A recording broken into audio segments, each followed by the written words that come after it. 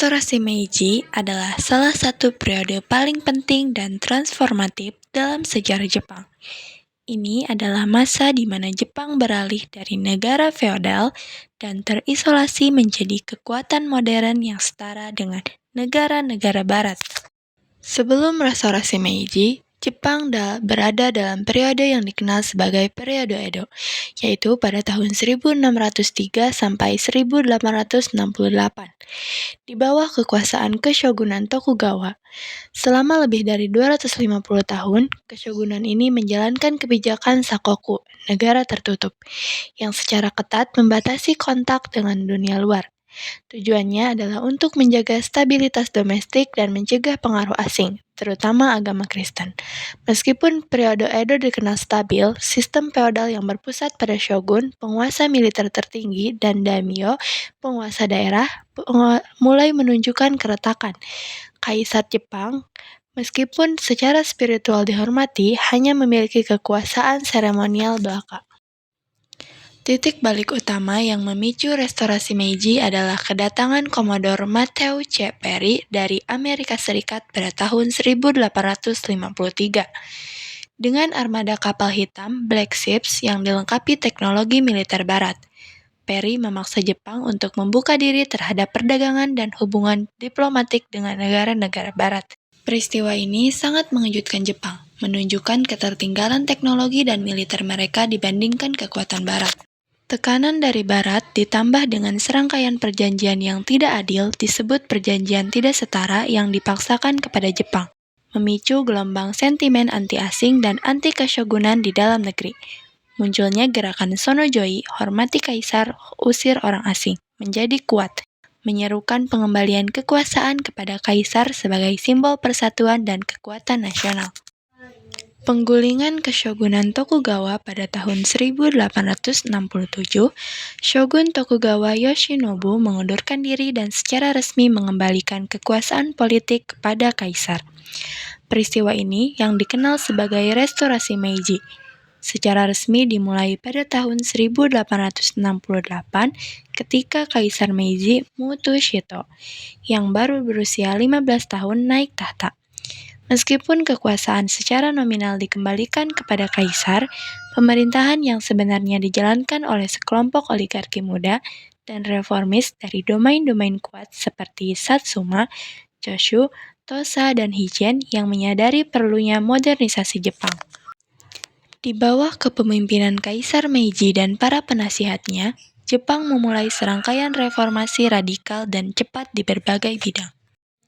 Di bidang politik dan pemerintahan, penghapusan keshogunan dan feodalisme, sistem daimyo dihapuskan dan domain-domain feodal diganti dengan prefektur yang dikelola oleh pemerintah pusat. Pembentukan pemerintahan pusat yang kuat, kekuasaan dikonsolidasikan di bawah kaisar, didukung oleh birokrasi modern. Penyusunan Konstitusi Meiji 1889 memberikan kerangka hukum modern dengan parlemen dua kamar, diet kekaisaran, meskipun kaisar tetap memiliki kekuasaan absolut.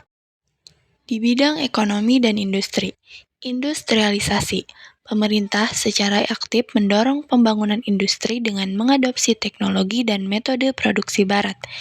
Pabrik-pabrik modern didirikan, tekstil, pertambangan, perkapalan, dan kereta api. Infrastruktur, pembangunan jalur kereta api, telegraf, dan pelabuhan modern untuk mendukung industri dan perdagangan. Reformasi pajak, sistem pajak tanah yang seragam diperkenalkan untuk membiayai modernisasi.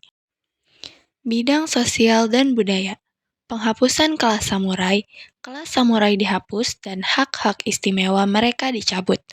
Banyak samurai yang awalnya menentang, namun kemudian berintegrasi ke dalam birokrasi, militer, atau bisnis baru. Sistem pendidikan modern. Sistem pendidikan barat diadopsi dengan pendidikan dasar wajib bagi semua anak. Universitas dan sekolah kejuruan didirikan untuk menghasilkan tenaga ahli. Adopsi budaya barat. Jepang mulai mengadopsi elemen-elemen budaya barat seperti gaya rambut, pakaian, dan kalender Gregorian, meskipun tetap mempertahankan identitas budaya Jepang.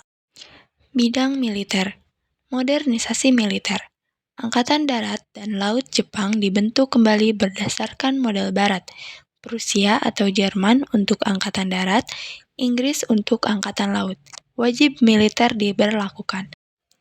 Fukoku Kyohei, negara kaya, militer kuat.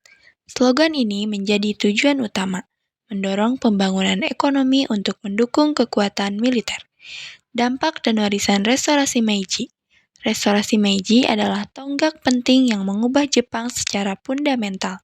Dampak utamanya antara lain, yang pertama adalah modernisasi dan industrialisasi pesat.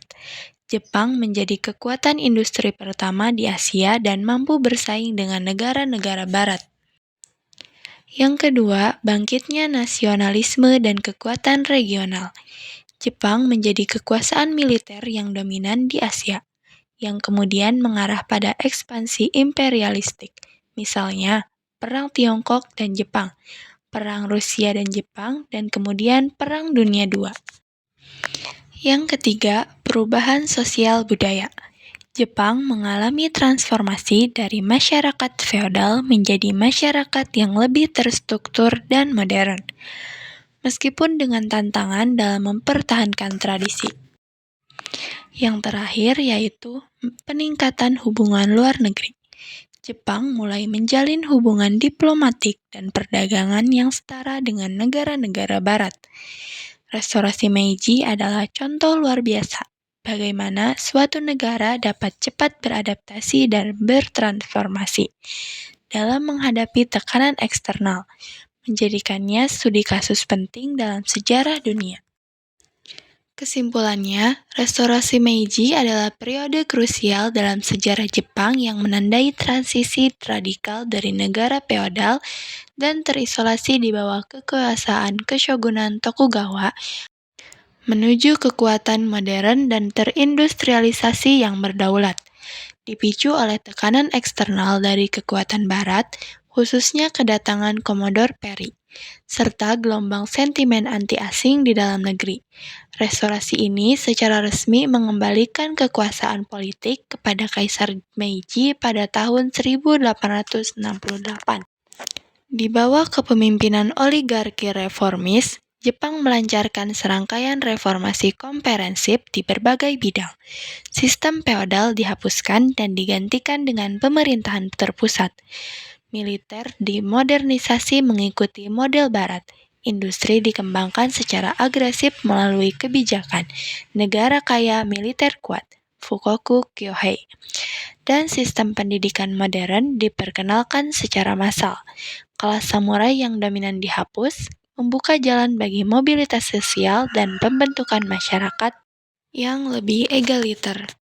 Sebagai hasilnya, restorasi Meiji berhasil mengubah Jepang menjadi kekuatan regional yang dominan dalam waktu singkat, mampu bersaing dengan negara-negara barat dan bahkan terlibat dalam ekspansi imperialistik.